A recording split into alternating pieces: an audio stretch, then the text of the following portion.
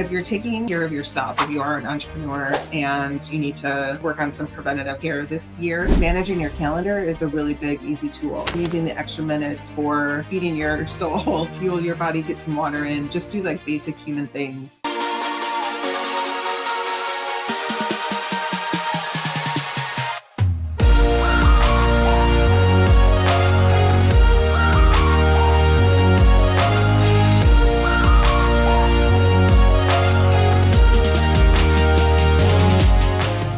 All right, welcome to another edition of Living Boldly with Purpose. And, you know, when I think about the show, when I think about what does it mean to be in purpose? You know, some people say, well, you just have to live your purpose. Well, what does that mean? What does it mean to do the thing that, how do I even know that I'm in my purpose? And the way I usually answer that is if you would do whatever you're doing for free, knowing that you could, money was an object and you would do what you were doing for free, would you still do it? If you won the lottery and you didn't have to work or do anything, would you still do what you're doing? That's kind of how you know you're living in purpose, like why God put you on this planet. And what's so neat is every single one of us is unique. Every single one of us is different. Every single one of us may take time, we don't all know. I mean, I think you hear every now and then of a child who can tell you exactly what they're going to do for the rest of their life. But I would say for most of us, it's a lot of trial and error and figuring it out and realizing, like when I went to college, it's like, I want to be a teacher, right? Or actually, I wanted to be a stuntman before. And then I went to college and I wanted to be a teacher. But did I really want to be a teacher? Well, I taught for 25 years, so I guess it was my purpose. And then our purposes can change. Now I think about, how can I help other people find their purpose? And now that's my purpose, is helping other people find their purpose. And so it's just so fun. But, for the people who are stuck, that are going, well, I don't like what I'm doing. I don't want to be here. I'm gonna, and then you talk to people. I think we all know them. And Carrie, you may know some of the people who are like this as well, they'll do something for 20, 25 years and say they hate every minute of it, right? They tell you like all day long how much they come home every day and tell you they don't like it. And we live in a country. To me, we live in a country where you can do just about anything you want to do with the ability to do it. There's nobody telling you have to do it. There's nobody telling you, I guess your parents might tell you have to go to college, but truly, once you hit a certain age here, they can't really make you, and so today is no exception. And today we have an amazing guest on today, Carrie. And I think Carrie is living in her purpose now. She's excited about the things that she's doing. She's works as a caregiver and helps people understand what it means to be a caregiver, and that's not easy. You have to almost love what you're doing to be in that space. She's an amazing writer, and she just told me before the message that she had a piece that she just wrote that went viral. And so I know she put a lot of love and a lot of effort into it. When you write something that affects people emotionally, and you write things that affects people that can change their life, that's way different than putting out a reel that is something that's funny about a cat. Not that that's not bad, but we go, I got to get my cat viral, my cat video to go viral. Okay, it did, but did you change anybody's life as a result of it? Did you make a difference or an impact in the world? Well, I guess if you allow people to laugh or to enjoy the entertainment. But I love it when people are doing more than just things that'll entertain us. When people can write things and give us stuff that will move us to change, move us to difference, move us to be better people. That's when it really gets great. And so, Carrie, thank you for being on today. I've asked her to tell her story, and I said she could start, at her mama's womb, or she could start wherever she wants. But to kind of let us know more than just this is, what I do, but this is who I am. And so I appreciate you being on. And for sure, thanks for having me. Yeah. Well, I've always been a writer. I've always been creative. When I was little, I loved dancing and expressing myself that way. And but I've always had this passion for connecting people and bringing people together. I'm a big connector. When I was in college, that passion for dancing and entertaining turned to writing. I got a journalism degree. I always wanted to put women in the spotlight and emphasize different women and all shapes, sizes, colors. I wanted women to just be celebrated. After college, I wrote for a lot of magazines, a lot of newspapers. Writing is a God-given talent of mine. And I decided to turn that into a creative nonprofit. I launched a 501c3 with my savings, which I don't recommend. And, it was a bullying solutions organization for young girls, and we use creative arts as a way to connect them. It's caught on fire at the time. It was one of these organizations that was just right place, right time. And bullying, girl on girl bullying was sort of the hot topic about a decade ago. And that's when I launched it. I ran that for a lot of years and burnt out pretty badly because we had such high demand. We were, all over the place. I was flying across the country, training facilitators, New York, California, Midwest, South. We impacted a lot of girls, did a lot of good. And I really felt called to that. It was almost like, excuse me, God put this thing on my path and said, take your talent and go help other people, go help young girls relate better to other girls. And when I burnt out, I went back to my roots of storytelling as a way of recovery. And this was 2014. No one was talking about burnout at the time. So I started writing about my experience with entrepreneur burnout before burnout was a buzzword, and was given opportunities on national stages and big platforms like the Huffington Post, big women's organizations, or Redbook and Cosmo and all those magazines. And the more I wrote about my experience, the more people came forward and said, hey, help me do this. Help me write what I'm going through and get published. And so I just kept following all these like breadcrumbs of like, if I'm doing, this concept of living out your purpose, in my opinion, is more like fruits of labor. Like the more that if you're putting out good is coming back, and you're supporting other people with what you feel you're being guided towards. As long as you're taking action, inspired action, you're listening to your intuition, you're following those breadcrumbs, in my opinion, that's living out your purpose. So when I created, I closed the nonprofit, I opened up a storytelling company, and I supported a lot of women, several hundred women, on sharing their story, sharing their purpose, getting up on stage, writing for national magazines, writing books. And eventually I got to the point where I was like, maybe I should write my story in a book.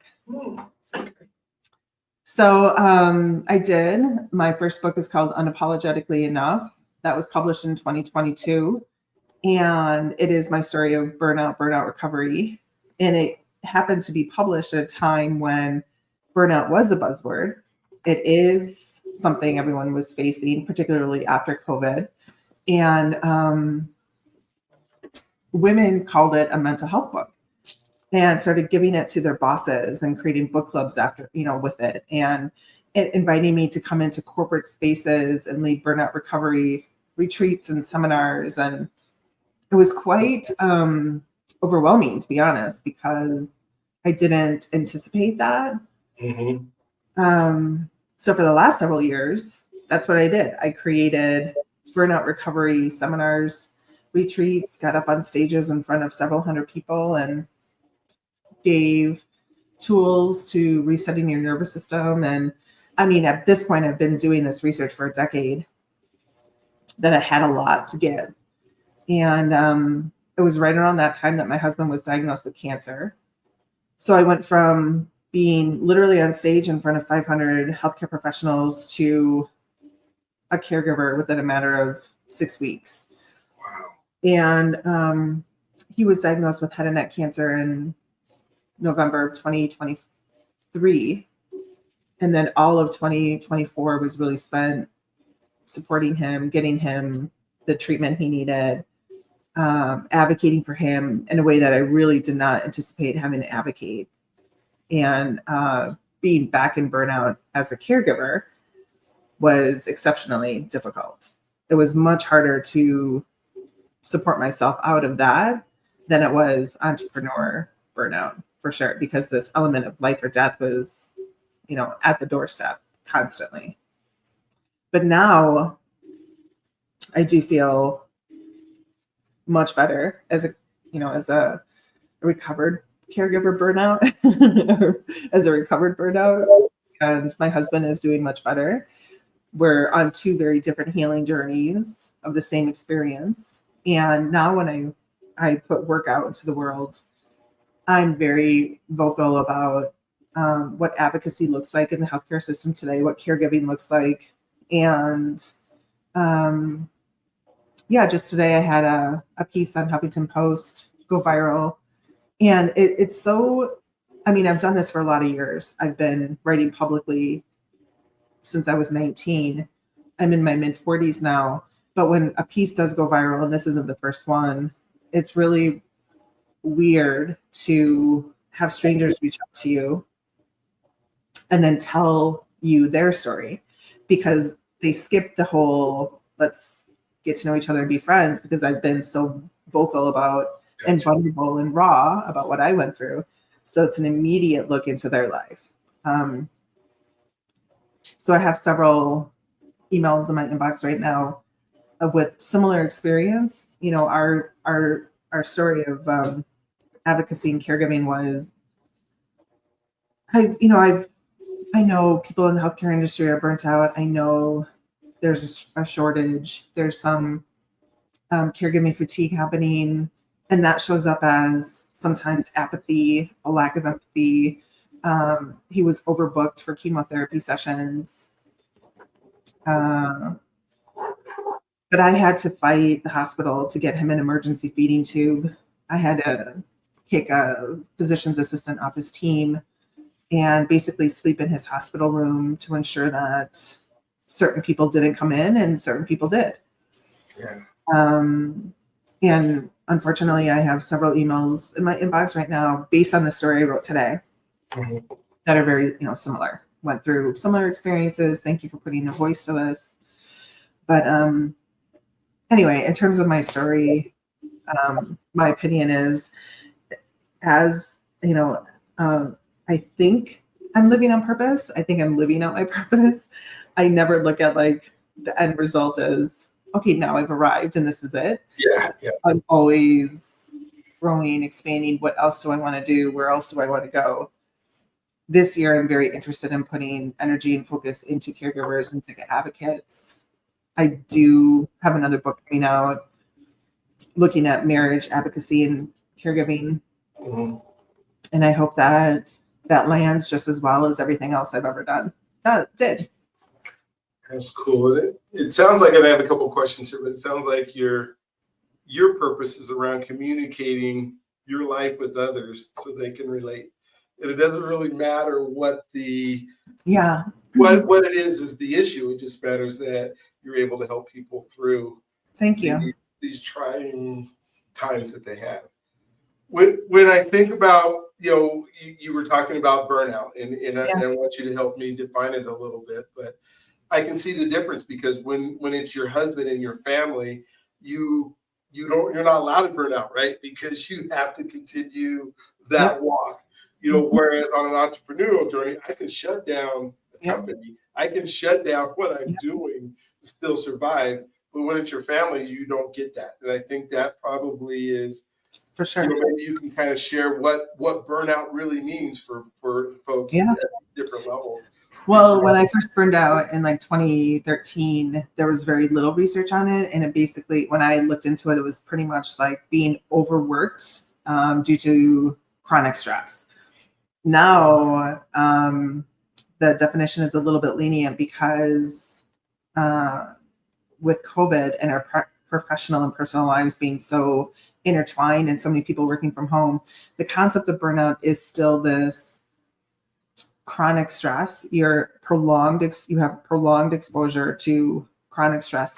But the term that's really key here is unmanaged chronic stress. And so when you have prolonged exposure to day-to-day unmanaged stressful duties, you will eventually hit burnout. And burnout is a nervous system issue. So it's our fight or flight is an overdrive. We have two states of our nervous system, parasympathetic and sympathetic. And so when you're in a state of fight or flight, your parasympathetic nervous system is driving your ship. And your sympathetic, which is your state of relaxation, it's off on a coffee break. It's hanging out in the back seat. It doesn't really have a voice anymore. And you're just foot to the metal. You're being chased by a tiger. Mm-hmm. You're in fight or flight consistently. And that is a common thing for entrepreneurs, for sure, because we're so worried about money and how we're going to do this and how we're going to survive, right?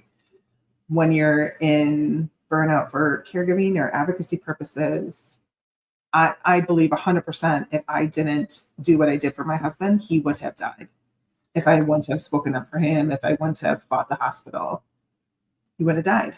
And so many caregivers and family caregivers specifically, there's like 53 million family caregivers in the United States. And that's an old number. It's from like 2020. I'm sure there's more as Generation X gets older, our parents are getting older, more of our parents are moving into our homes and we still have kids. Like we're in this sandwich space, right? We've got 9 to 5s and 5 to 9s taking care of our families. But there is no stopping. If you stop, someone will most likely die. So it is a really different space. It's totally life or death. And it's funny you said, being chased by a tiger, because the book I wrote was, there is no tiger. I say that all the time. I say that all the time. I talk about overcoming overthinking and controlling anxiety, which at the level you're at with burnout is not even hardly touching the surface. When understanding burnout, and you talked about managing stress, mm-hmm. Is it possible to manage the stress so you don't burn out? Or is it something, and so maybe what does that look like? What is that? Yeah. So preventative care is something that a lot of corporations are talking about. A lot of healthcare corporations specifically are trying to do. Insurance companies are trying to create tools for companies to instill. There's plenty of things. So if you're a manager of a group of people, here are some great tips that you can implement. So many people put so much pressure on Monday, and Monday is the least favorite day of the week. Mm-hmm. And as a society, we feel like we need to belong. And so when we're plugging back into our work families, there's this added pressure of catching up with everybody and then responsibilities of what we have to do before we go home that day. So some tips are to have a quick 15 minutes catch up where we get that out of the way. Everyone reconnects. We popcorn around some ideas or some things that we did over the weekend. We avoid really big, heavy meetings on Mondays, and we just give ourselves the time to come back into our work families. If that's not possible,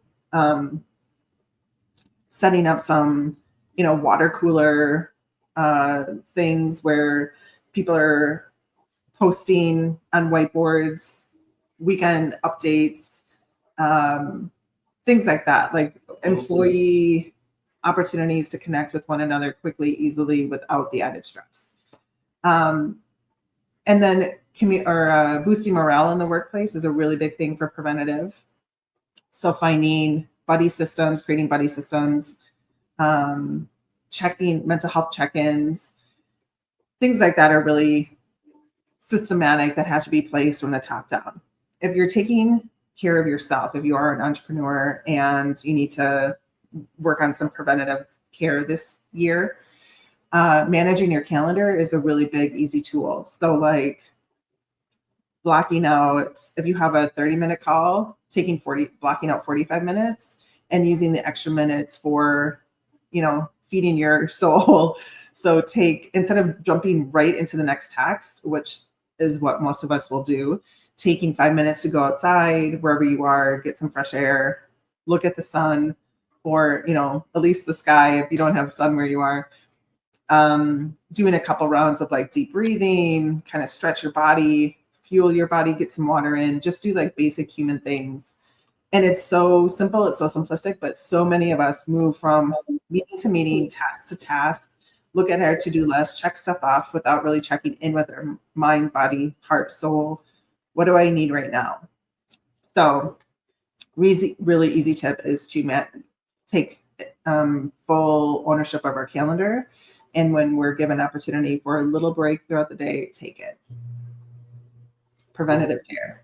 Yeah, no, a couple things just, as I think of, like Mondays and stuff, for me, one of the things that I try to make sure that I do is don't do a lot of heavy meetings on Mondays. Like is when I think about like relationships, but when you said like the calendar, I think about even our education system, right? Our education system, once we hit high school, says every 45 minutes, you got to switch your whole train of thought. And you only have like 3 minutes to do it. It's like the bell rings, you got to run to the next thing, sit down, have your book open, and you're ready to go. I mean, it's just ridiculous.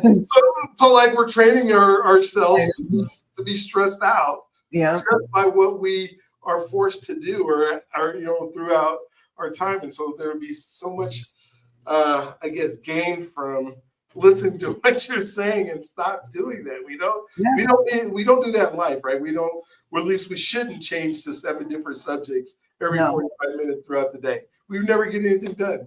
And then we got to go home. Kids have recess, they have naps, they have opportunities for snacks, like that is what we should be doing.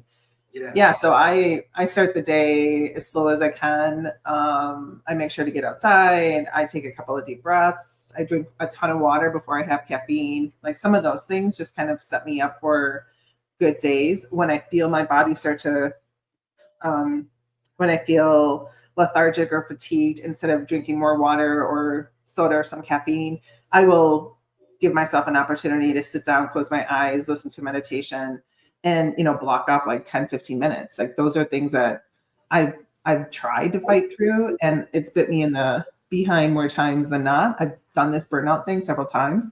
So I listen to my body now, and it helps me move through, gives me the energy I need, and I'm ready for the day again. That is good, because I wanted to ask you, because you started out of like the workplace and relationships, and how, and I want to ask you about relationships, and we'll come back to what you do on a personal level. How do you monitor, I guess, the relationships that are good for you during certain days and the relationships that you need to kind of run from? I mean, I believe relationships are ultimately very important. It's what drives, it's why we do everything we do. But at the same time, when I think of burnout and I think of things you're talking about, there's probably certain people in our lives that we need to. For sure. Energy vampires. I when I first found out, it was I had strong boundaries where I got rid of apps on my phone. I didn't look at social media. I worked my calendar so strongly where I didn't take calls until like I was really burnt out in the beginning. So it was like I didn't take a call until like 9:30. I didn't accept calls after 4:30. I took an hour for lunch. Like I worked my calendar. I protected that sucker fiercely. Now, if I put my phone on like work mode or do not disturb or something when I'm in meetings. I don't take calls for work after a certain hour. If I'm getting direct messages, I won't answer, things like that. Like I'm very fierce with my actual time. When it comes to people that are demanding more from me than I'm willing to give, it's just a boundary thing, which is a big part of burnout recovery, actually, because so many of us say yes to things that we need to say no to. So it's gentle reminders. It's like, hey, love the conversation, need to move it over to email so that I'm able to separate personal and professional. Sometimes they're going to take offense to that, and that's their thing, not yours. And so just kind of have to get used to unhooking expectations and like other people's responses from your own boundaries. I will leave a ton of emails and unanswered until I legit have the energy to answer it, knowing it's going to be a 5-minute conversation. It could be 5 minutes, but it's going to be 20, or it could be one email, but it's going to be 14. Something else I do is if it is an email from somebody I know is going to be several messages, which doesn't need to be, I'll just pick up the phone and answer them directly. Yeah. Got your email, super simple. This is it. And that's it. Yeah, you can solve so much more things in a 5-minute conversation. Yeah. Than back and forth email for an hour because you're spending the time typing it and you're writing. It just gets crazy. But so, Carrie, when it's your family, like with my dad, he loves. I mean, he's 86 years old. His wife passed away. He wants to call me every day, all day. And even last week, he called me. I was doing a podcast. He called. My phone was just, off the hook like 10 times during my podcast. He's calling. And then he calls my wife, and then she doesn't answer. And then it's, so he's asking me, well, what do I do if it's an emergency? Well, I said, one, Dad, you never leave a message of what's going on so we can make the determination whether it's time to call you back or not. You just say, call me when time permits, which to you means call me right now because I have to tell you something about whatever, the flowers are growing in the garden. He wants to tell me. But then he goes, well, what do I have to do if it's an emergency? Like you fall down the stairs or, then you need to say 911, it's emergency. Yeah. You're probably going to have to get a bracelet on or something because I can't be at the place where I can answer your phone call every time you call, no matter when you call. I know. That seems like a generational thing. Are you Gen X?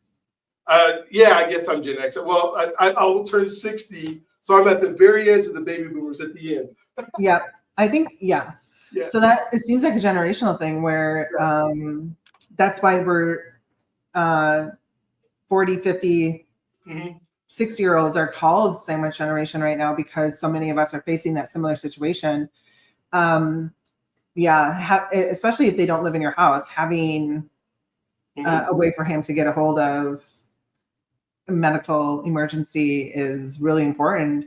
My dad had some health challenges where I was on the opposite end of the spectrum where I'm like, if you don't meet me in the ER, I'm going to come get you. Yeah. And, have to rope you into the car.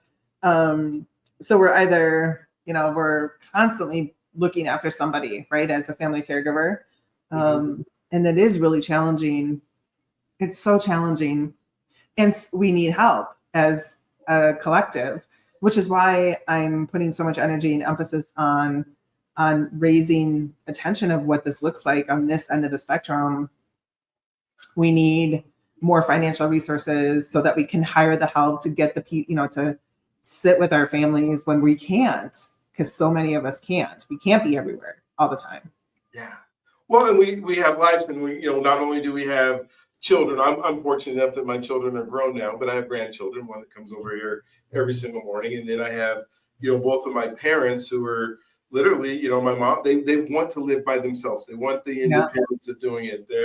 They're both, my mom just turned 80 last week, and my dad's, like I said, they're 86. And so, but they, they're living so much longer than like my grandparents lived. And, I can't go over there every day, because they're not, they don't live right next to me. But at the same time, my mom, she's the one who calls, 911. Yeah, they have the great health care, right, that they got when they worked at their places. So they don't mind calling 911 every month.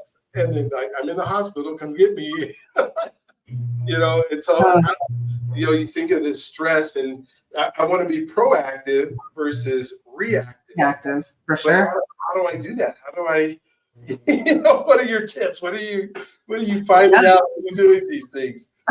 My husband's dad is 86. Okay. And he lives alone. We make sure that he goes, he had checkups and the doctor's appointments, and that he has, access to all of these things on his phone that he can, if he needs them, push of a button kind of thing, where he can get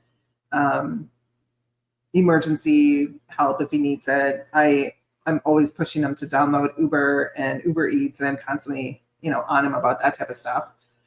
My husband's mom is 83, and similar situation. She actually lives in a long-term nursing facility, and we're on the phone with them a lot. And the struggle there is transportation to and from the hospital if they need it. And so I actually I've created a relationship with, it's not an Uber, it's like a private car service. I've created a relationship with a specific driver that understands their situation. They will go get her if they need it. We're on the opposite side of town. It would be like a 3-hour trip to pick her up in that. So those are things that I've done. Like, Okay.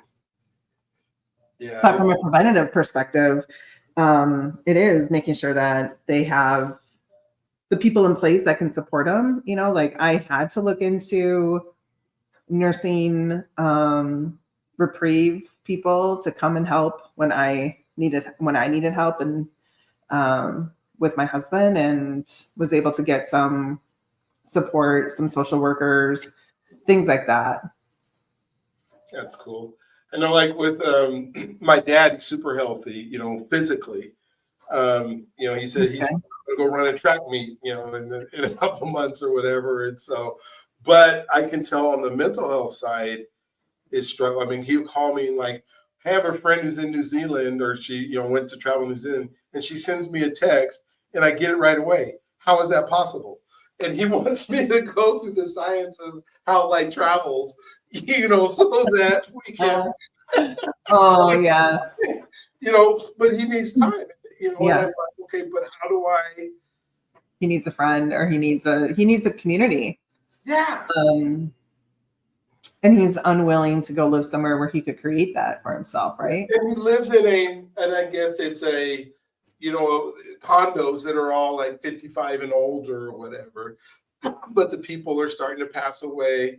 There's only so many people in the business. He does go to church, like probably 5 times a week now.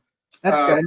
But it's, so he's got kind of a community. Yeah. But he's now interacting with a whole bunch of younger people who just don't spend time like he grew up. Like everybody's electronic, everybody's email, everybody's, do you find technology as I mean, we need it and it works out. Do you find it as you're thinking about burnout and all this stuff, is it more? Does it hurt us more? Does it help us? What's it doing? So the scrolling definitely doesn't help. It doesn't help your brain. It doesn't help your eyes. And the research that I've done is what will support us is like stillness, is shutting it down, allowing your body and everything to unwind. But when you're constantly filling your brain with all of this additional information, and you're always available, and you're never inward, you're never still, you're not supporting your nervous system to actually move into a state of relaxation. My parents go to church every day, and they have a community where they sit and they have like coffee and cookies afterwards. Mm-hmm. And that's their friend group. It's their outreach. It's very supportive for them, for their mental health. Yeah. I wonder if your dad has a group like that. If he can he start something? Like, can you start with? Yeah. That would be really cool. Just thinking, and as you were kind of talking about the technology, like 300 emails or 400 emails a day, mm-hmm. That you can't unsubscribe fast enough.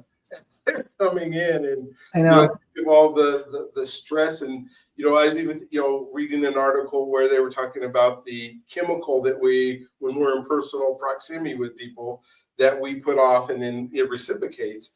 And we can't do that like on, I get to talk to you from around the country because I'm in Denver and you're not, and we get to have this great conversation.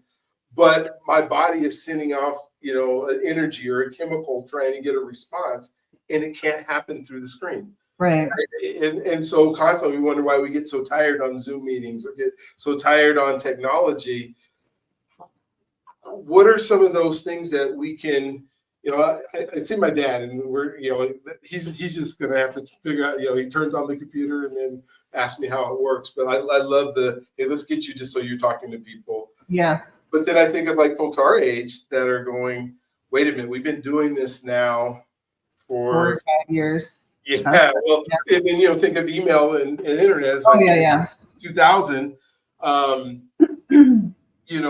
Our lives have totally changed in the last 24 years, and we're probably getting burned out just on the technology we're having to use because when I was a kid, it wasn't like this. I mean, I know. Play in the street, right? Yeah, exactly. My youngest stepson is 9, and he has a bike, and we tell him to put his helmet on and go find another kid to play with. Like, go ride your bikes, go play at the park. And it's like a foreign concept to him. And now, 6 months later, he loves it, but it's hard for him. He would much rather just, can I watch something? Can I YouTube? And we're like, nope, you got to go outside and play.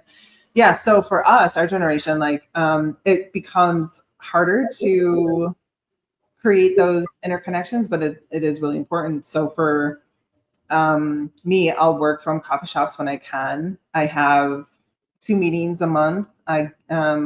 I host free writer support groups because actually when you're being called to create something, nonfiction specifically, when you're being called to create something and you're putting something out into the world that's super raw and vulnerable for strangers to read, it is really scary. And I've been doing it for long enough that I feel the fear and I'll do it anyway, but a lot of people feel the fear and don't. And so I reach out to writers and we have meetings. So that's my outlet. That's cool. I do put myself into a dance class or a Zumba class twice a week, just so that I can be around people. And when I fight it, I know I'm losing benefit of it. So by the time I'm done in a Zumba class, 30 minutes later, I'm laughing, I'm feeling good. I can feel that sort of juice, right? Yeah. I grew up in the Midwest where we had a potlucks. Like I lived in a cul-de-sac where we would just go outside and hang out with neighbors. And I'm envious of my friends who live in the Midwest who still do that. We don't have that, but except on special occasions where, like for Halloween, for example, everyone puts their chairs at the end of the street. Everyone hands out candy on the street. And, but I do miss that. I wish that we had stronger interconnection, just connections here. Yeah. Help me with the coffee shop. You go to the coffee shop. When I go there, everybody's on their devices. It's like, we might as well just be at home. How do you interact with people, or do you at the coffee shop, or is it just because you're around people that makes you feel if I'm writing or editing something, I'll actually ask a friend who might be in a similar space just to let them know, hey, I'm going to the coffee shop to work on this piece or, X, Y, and Z. I'll be there from 1 to 6 or whatever. If you're interested, join me. And so I make it more of a co-working space. And that supports me, it supports them. But if it's just me, I try to find, I actually do sit at the community bar, and most coffee shops have that, so that it is a little bit, it does feel more like a connection. Gotcha. Yeah, I'm super extrovert. I'm on that far scale where all my energy comes, the alone time is scary. And so I'll go with, when I go to a place, I'm talking to everybody. Anyways, just so I can have connection and I'll meet people there. But I often wonder because I don't know if I see it as much, but definitely with, I'll go to restaurants and I see, a family sitting with each other, and I'll see all 4 of them on devices as if the outside world is more important than the inside world that's right there. And I can't imagine that isn't going to contribute to, some kind of longing, I guess, for relationships at some point, because you can't get, those type of, I mean, what could possibly be said to, and I'm not saying I'm not guilty of ever getting on my phone when I'm there, but I try to put it away. But what could be more important than the people that you're in front of at the time? You spend time to spend money to go out there, right? When my husband and I first met, my love language was time. Now it's act of service because of burnout and, caregiving and everything. Okay. But at the time, it was time. And if he was looking at his phone when we were on date nights, I would be like, I need, it's not just your physical body. I need your mind. I need you paying attention and showing interest, things like that. So that's actually a rule of ours, that when we're on date nights, there's no electronics, there's no phones. We'll sometimes leave both our phones at home. And having date night is something that my therapist suggested that we continue to do. And planning fun trips and things like that. We'll go on adventures or day trips and without electronics, just connecting, exploring. We don't let the kids have electronics when we're at dinner or, things like that. Like, we put emphasis on family time. My family did it. The phone couldn't ring after 9 o'clock at night, right? You couldn't be on the phone. Yeah. So those are things that we're carrying through. And there's so much research to support both cases, that like having connection to the outside world through social media or through electronics is important. Having connection outside is bad for you. There's cases for both. Yeah.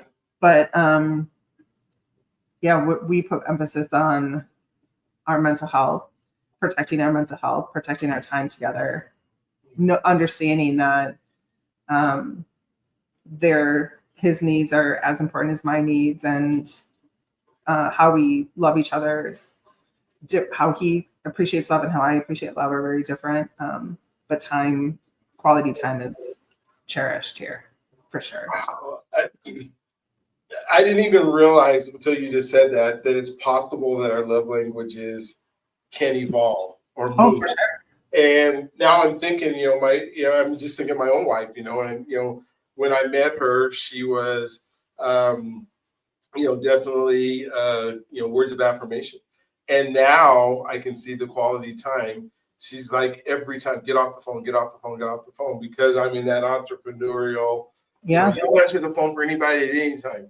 Well, while I'm in building mode, I will, but, and I have to really watch that. Like, no, I'm not going to talk on the phone when I'm in the car. No, I'm not going to talk, even though that's like a great time for me to be able to do business or do work. But then I think, mine, whether it's, physical, I have a daughter who's gifts, and, she's big time on gifts right now, but I see my other kids, changing it. So it didn't even dawn on me till you said that, what we need changes, depending on all of our circumstances that are around.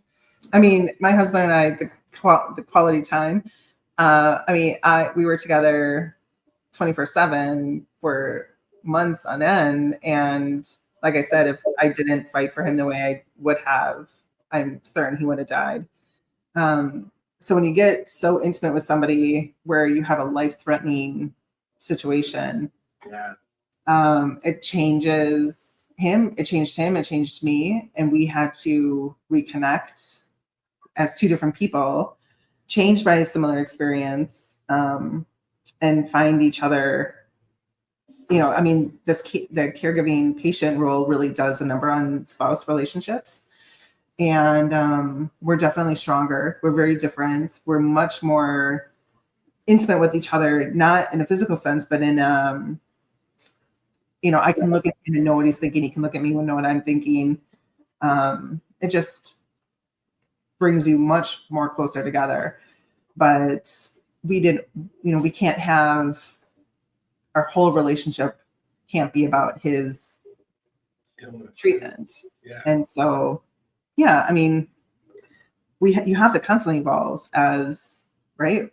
We evolve as individuals. You have to evolve in a relationship, and what you need as an individual and as a partner will evolve as well. But I serve as a chaplain at a rehab center. Wow, awesome. I do only do it about 20 hours a month. But one of the things that I find, and maybe you can help me understand, is there's with that relationship, where you have the patient who is saying, I really don't want to depend on you, but I don't have a choice. I can't do this, especially if it's like stroke victims. I physically, mentally can't do this. I need you. And then I see like some of the animosity, I guess, from the person who is now having to give care and going, you've just taken my whole life. I can't do anything without, like you said, concentrating on, this. I had a young man who he was trying to be a pilot and, had some issues and was a pilot, was flying, and then he had a stroke. He'll never get to fly again, most likely. It's never going to happen. And he had his mom come in. He was, single 29-year-old, which usually doesn't happen with the stroke. And now his mom is here, flew in from New York, and has now spent the last 6 months every day, all day, taking care of her son. And I can kind of start seeing, that, how do we help her and him? Because he doesn't want to depend on his mom all the time. I took him out to an event just so his mom could have some time. Yeah. But at the same time, I think, how does she not start hating? I know. Towards her. Yeah. Well, so, I mean, self-care is such a, it doesn't feel strong enough for what we need as caregivers.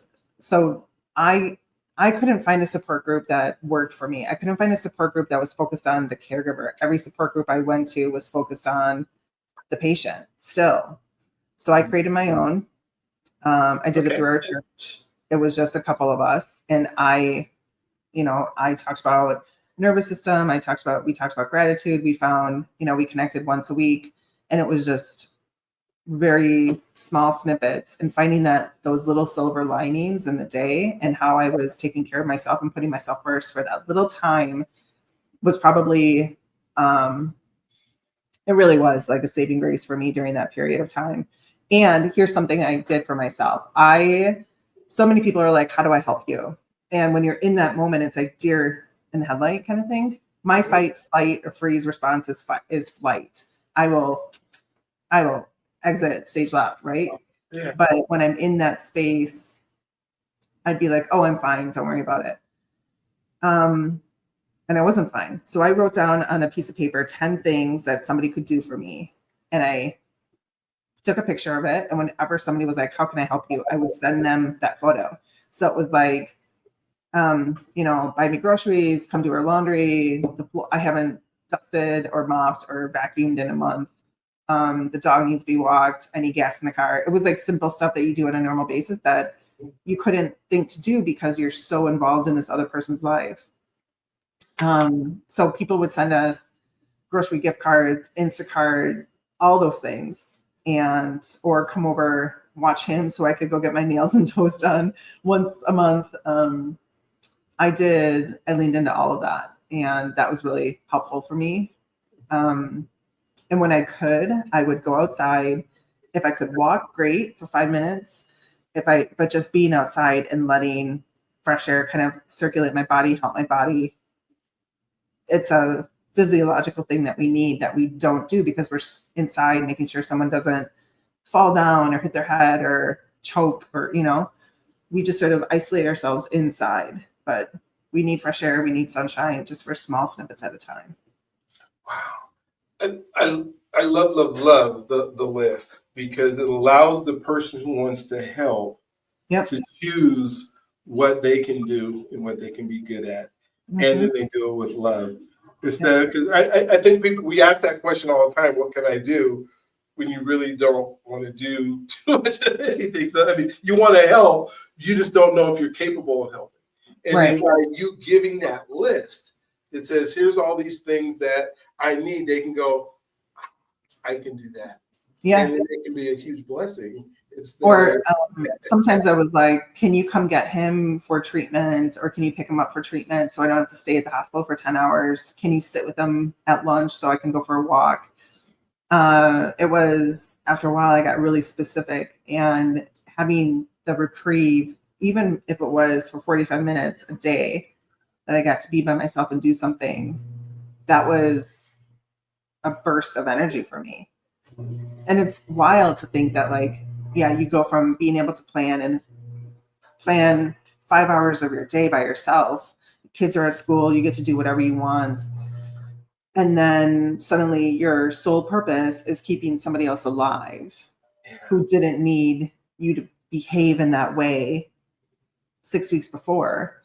It is a humbling experience to go through. And it wasn't easy for him either at first to accept it. Being a strong man, suddenly told, this is what it is. It's super dangerous. We need to get on this. It's a crazy experience to go through. Wow. What do you find most joy in the things that you're doing now? What do you just love to do? Is it writing? Is it? I do love writing. I do love Zumba. I do love dance. I love writing. I love it. If I'm not, I have this big hound dog that's sleeping right here. He's like 120 pounds. And so I snuggle him a lot. These days, though, coming out of burnout that second time, if I can nap and relax and let my body rest, I do that. I do appreciate that the most. Oh, cool. Well, Carrie, you've been giving. As I'm here, I got all my notes and I'm writing everything. I feel like I feel bad because I feel like I'm just sucking out your energy in this. But no. What didn't I get to talk to you about that you want to share with people? We got 8 or 9 minutes to go that you can just share your heart, share where you're at. If you do have a caregiver in your family, showing appreciation, even, I think you're doing great. That meant a lot to me. Just a simple text. I think you're doing great. Giving them a reprieve every now and again will go a long way. Super cool things though. There's a great organization called Lasagna Love where you can nominate a family caregiver to get a sheet pan of lasagna. That was really cool. There's volunteers all over the country that are making lasagna for people who need reprieve. Caringbridge.com or org, I forget, is a great organization for caregivers to kind of take advantage of. There's a lot of resources on there. But yeah, family caregiving is not for the faint of heart. It's not easy. So if you have one in your life, shower them with some love. Gotcha. It sounds like the word reprieve is an important aspect. I have a autistic nephew, and he rotates between his dad, my sister, and my mom. And knowing how he's now 29 years old, and he's been autistic since he was 2, so he's a ongoing care, somebody that has to care for him. It sounds like that reprieve word is super important. It's just giving that time. That you don't always have to be physically there, but mentally too, though, right? I mean, is it possible to have, bouts of time where you're not thinking about, what do I got to do next to take care of this person? I mean, is that possible to happen? Or if I knew somebody else was with him, yeah. Okay. My husband had head and neck cancer, and he had this side effect where he had these ropes of mucus. He would choke on ropes of mucus. And so I would wake up in a panic hearing him cough, afraid that he was going to choke to death. So he had to be with somebody around the clock. So if somebody was here, I loved the opportunity to turn my mind off, put in meditation music, go to Zumba, dance it out. And honestly, when I did that, when I allowed my body to do that, I would cry a lot, which was then the emotional release I needed for my brain to start to process and create space. It's all connected. And so, yeah. Wow. When I think of all the things you're doing, please, how can we get for folks that are wanting to read the stuff that you've written and feeling this? What are the best ways to interact, connect with you? We know you're not going to read every email all day long as they're setting up, but because I know you've written stuff, so you don't have to be the person talking to them, right? How do we get a hold of them? Well, my books. If you go to carriesieverson.com, you can find the books that I have there. Everything is on Amazon, obviously, and every bookstore that sells books. But Author Carrie Severson on YouTube, Instagram, the one that begins with the TikTok, but I think that might be going away soon. So yeah, I would love it if you reached out to me in any of those forms. Is it okay? I mean, you said after Article Day, you're getting lots of emails with stories. Is it okay to call you or not Yeah. call you, but to email you and Yep. say, Yeah. okay, so My that's website does have a contact you form, and people have been reaching out there. okay. I think it's important, especially as I do more in this space, hearing other people's stories. When you're creating something and you're putting something out for a platform to publish, you're praying that this isn't an isolated incident, right? Like, hopefully, I'm not the only one that experienced this, because it's an essay. It's not a combined journalistic piece of everyone I can interview. Gratefully and unfortunately, we aren't. Our case was not isolated. I have stories in my inbox of people having, being laughed at by healthcare professionals. The latest email I read before I did this was a caregiver asked for a sedative for her mom to go into an MRI machine because she was claustrophobic, and the healthcare team laughed at her and said, "It's too hard to go get." It's not hard. Giving a woman a sedative to go into a machine where she's claustrophobic, that's being human, that's empathetic, doing something kind for somebody else. It's not a hard thing to find. So gratefully, we're not an isolated case. And the more people that share their story, hopefully the more change we see in family caregiving in 2025. Well, thank you for sharing your heart with us today. Thank Thank you you. for just all the tips and the things that we can do. And I hope people will watch this and then we'll go, wait a minute. This is me now. It could be me later, that you put it in the back of your mind. Hey, I may need to take some of these tips and start to use them, and buy the book that I haven't bought yet because it wasn't important for me yet. And now it will be, because the one thing I can say is we all are going to have to be in that. I don't know how you are not in a caregiver mode at some point in your life, if you live long enough to be in that situation, or be in that situation where you're needed to be cared for, and kind of and then you'll be able to understand empathetically what the person who's caring for you is going through. And so I appreciate the time that you've spent with us today. I can't wait to grab your book and just listen. I'm going to listen to this over again because there's just so much meat Oh, thank you. that are in here for me. And you've been just a wonderful guest. And I thank you for your spirit and who you are as a person and all the wonderful things that you're doing for the world. You truly have a gift of, and I believe you're in your purpose of helping people find out how to do some of the things they may not know how to do. So Thank you so much. I appreciate the time. absolutely. You guys have a wonderful day. Go ahead and subscribe. All the YouTube things that you do, hit notifications, because I guarantee you will find something in all these interviews that are going to help you be able to be a better person, or somebody that can benefit from the subjects that we're doing. So you guys have a wonderful day. Don't forget, I believe that you are God's greatest gift. He believes you're his greatest gift, and he loves you if you allow him to. And we'll talk to you on the next one. See you later.